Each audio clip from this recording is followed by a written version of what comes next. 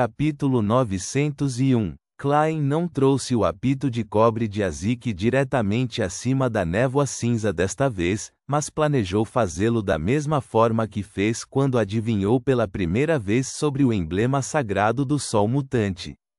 Ele completou usando a projeção de um objeto. Embora isso diminuísse a precisão até certo ponto, fazendo com que a adivinhação falhasse na obtenção de qualquer revelação eficaz, garantia que o item não fosse danificado graças à névoa cinza ser uma camada intermediária. Ele ainda se lembrava da época em que adivinhou as origens da orelha preta que veio do ouvinte.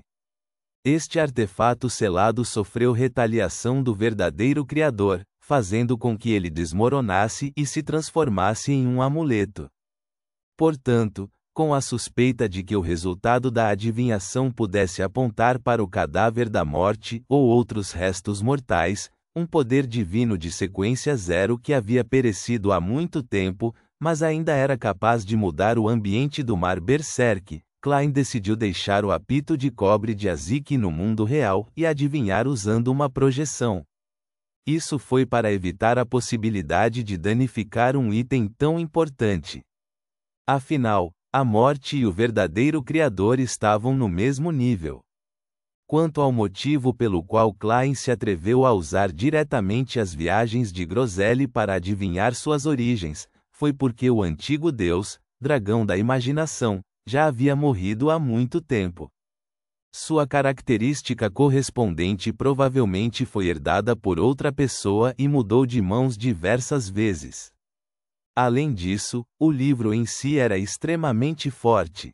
Mesmo um ataque do cetro do Deus do Mar com força total dificilmente poderia danificá-lo. Pela mesma lógica, o Senhor Porta era provavelmente apenas um rei dos anjos e estava exilado e em quarentena. Ele mal conseguia enviar seus delírios, tornando impossível para ele causar qualquer dano real. Com a ajuda do poder do espaço misterioso acima da névoa cinza, posso me recuperar rapidamente dos danos e da corrupção sem quaisquer repercussões duradouras. Se o apito de cobre de Azik fosse destruído, ele realmente desapareceria. Eu não seria capaz de entrar em contato com o Sr. Azik novamente e usá-lo para atrair os mortos-vivos. Não poderei nem carregá-lo comigo. Klein segurou com muita calma e habilidade a projeção do apito de cobre e o papel com a declaração de adivinhação em mãos antes de recostar-se na cadeira. Semicerrando os olhos, ele recitou suavemente em estado de cogitação, a razão para a anormalidade deste apito de cobre hoje. Depois de entoar 7 vezes, Klein caiu em um sono profundo e entrou no mundo dos sonhos. Após um período de tempo desconhecido, viu um mausoléu escuro e sombrio.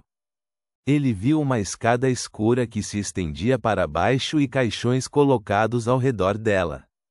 Os caixões estavam todos abertos com cadáveres dentro.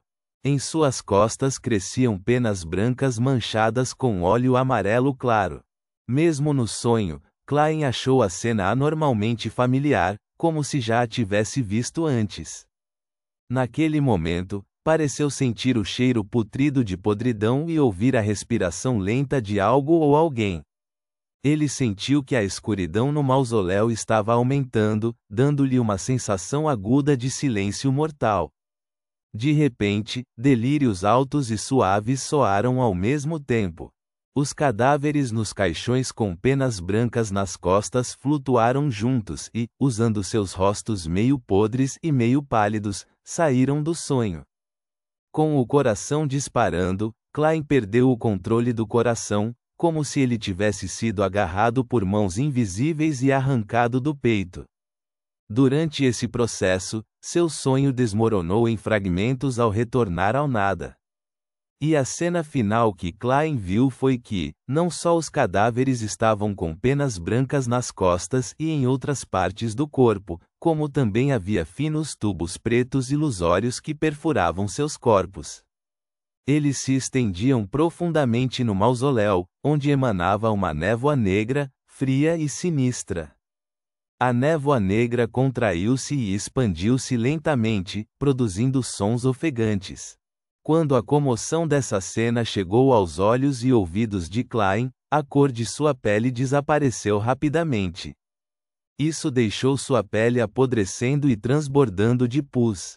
Isso fez com que seus poros produzissem penas brancas finas e densas, manchadas com óleo amarelo claro. Isso fez com que a projeção do apito de cobre de Azik em sua mão se quebrasse em uma bolha negra.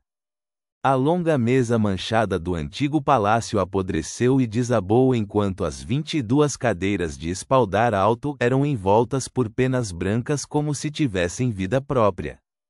Vendo a névoa cinza sem fim se agitar silenciosamente, o espaço misterioso acima dele se agitou suavemente, restaurando rapidamente tudo ao normal. Foi como se nada tivesse acontecido. Klein, que havia caído ao lado da cadeira, estendeu a mão e agarrou a perna da mesa e levantou-se lentamente. Recostando-se na cadeira, ele expirou lentamente. Esfregou as têmporas e inconscientemente fez uma comparação. Mais fraco que o verdadeiro Criador e o eterno sol ardente, mas mais forte que o Senhor porta. No entanto, não tenho certeza se é porque este último foi exilado e colocado em quarentena, o que minimizou a quantidade de poder transmitido. Por que estou pensando nessas comparações? Não é como se eu fosse páreo para eles. Ainda será o igual mesmo se eu me tornar um semideus.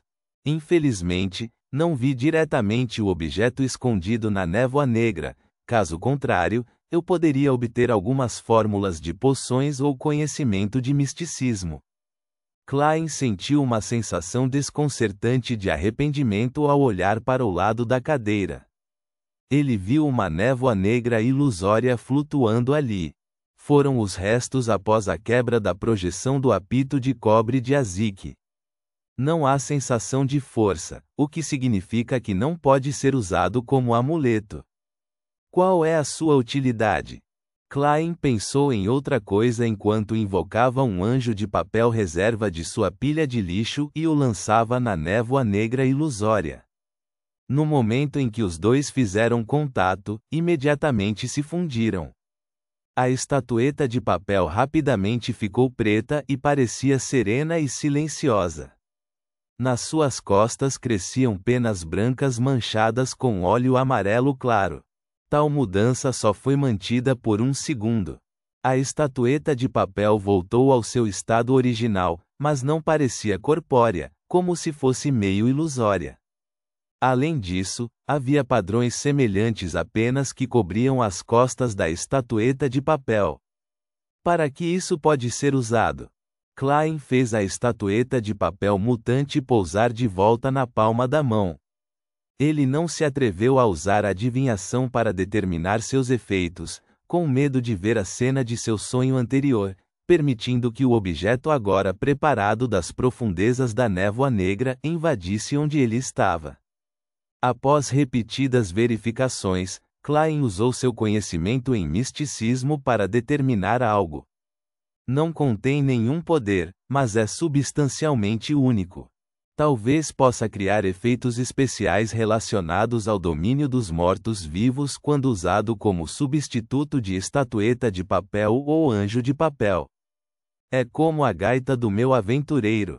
Embora não contenha nenhuma força, pode convocar um mensageiro com grande força. Klein imediatamente guardou a estatueta de papel mutante e começou a interpretar a cena de seu sonho. Mausoléu negro, caixões abertos, cadáveres com penas nas costas, névoa negra emanando do fundo. Estas revelações parecem apontar para a morte ou para algo importante que a morte deixou para trás. Ou talvez seja um certo produto da morte artificial do episcopado luminoso.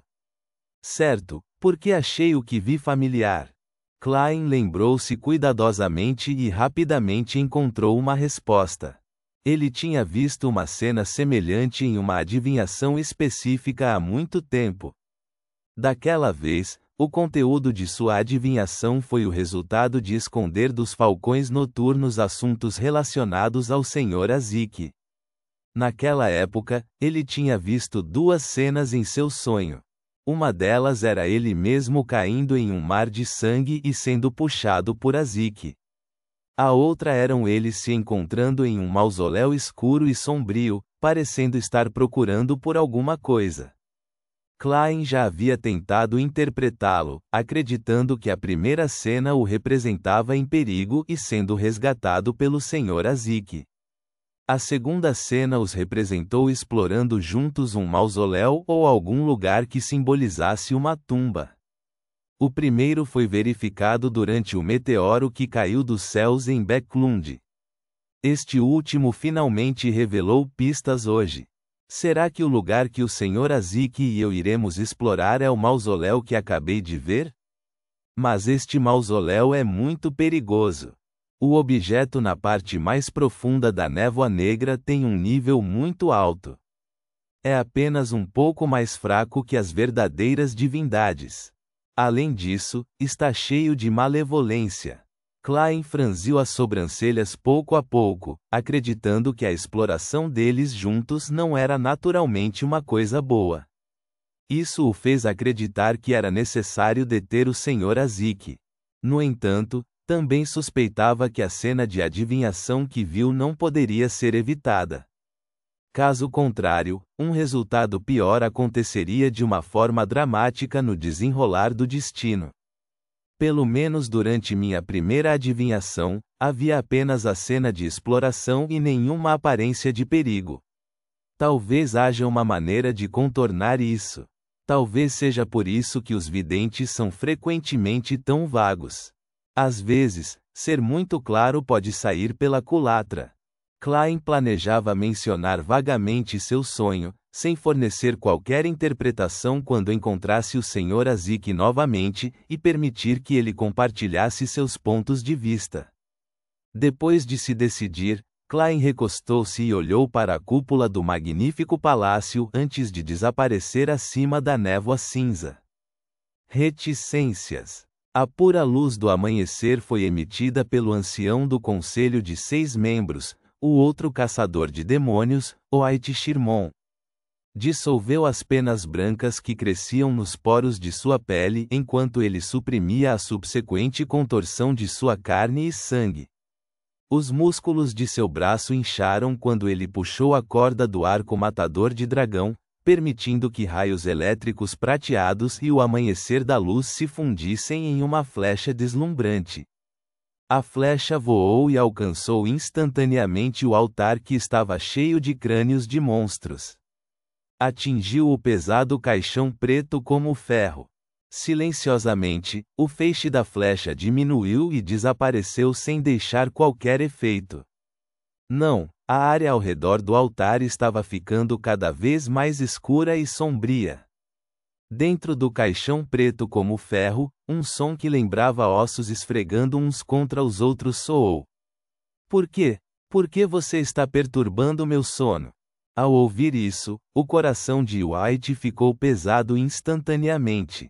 Isso porque não havia nenhum indício de esconder sua intenção malévola, e isso também significava que o ex-chefe poderia ter se transformado em um monstro. A tentativa de salvação da Cidade de Prata falhou mais uma vez. Com um estrondo, a tampa do caixão voou e se quebrou em pedaços. Uma grande onda de névoa negra emanava de baixo de maneira incessante.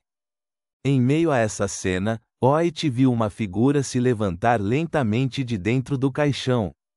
Ele tinha quase 4 metros de altura e seus membros eram longos.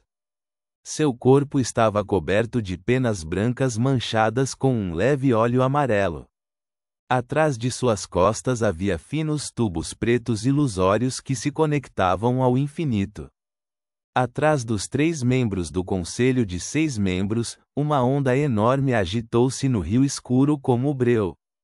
Todos os tipos de braços, tentáculos e veias surgiram. Nesse momento, Oit viu o corpo do chefe se transformar rapidamente e viu seus músculos protuberantes rasgarem suas roupas centímetro por centímetro. Ponto.